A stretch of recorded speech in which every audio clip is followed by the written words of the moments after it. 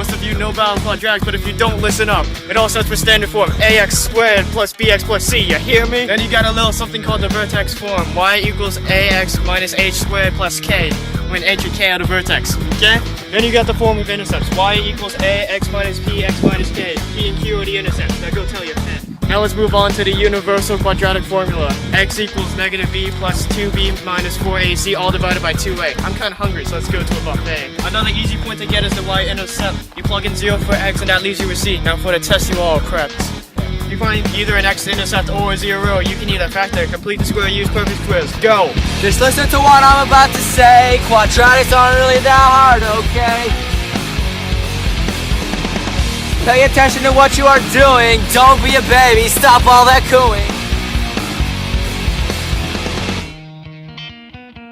In standard form, you can find the zeros by factoring using the AC method, or you can complete the square or use perfect squares. Just take the plus or minus square root of the constant. The solutions in intercept form are already given to you. They're just p and q.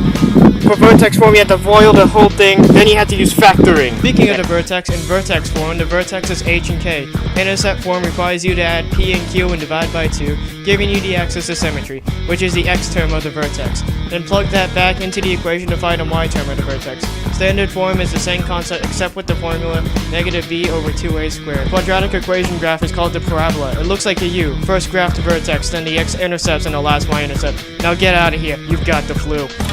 Parabolas that open down because the a value is negative have maximum values, which is the y point in the vertex. Graphs that open up, positive a values have minimum values. Quadratic inequalities are the same concept of graphing, except you gotta shade the corresponding area of the grid. And don't forget to flip the sign when multiplying, dividing, and negative. Yeah! Listen to what I'm about to say. Quadratics aren't really that hard, okay? Pay attention to what you are doing. Don't be a baby.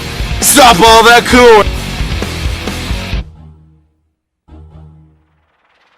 You gotta stop whining, go away. You gotta stop whining, go away. You gotta stop whining, go away. You gotta stop whining. You gotta stop your whining, go away. You gotta stop failing, go away. You gotta stop failing, go away. You gotta stop failing, go away. Yeah! Listen to what I'm about to say. Quadratics aren't really that hard, okay? Pay attention to what you are doing. Don't be a baby. Stop all that cooing.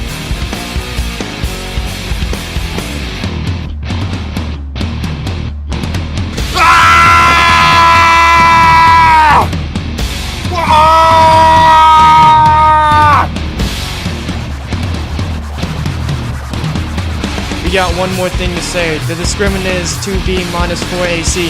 It tells you how many solutions you will get. If it equals 0, you have 1. If it is greater than 0, you have 2. If it's less than 0, you got 2 imaginary ones. Now remember, don't get scared of quadratics, fool. They're really easy and fun, and they make you look cool.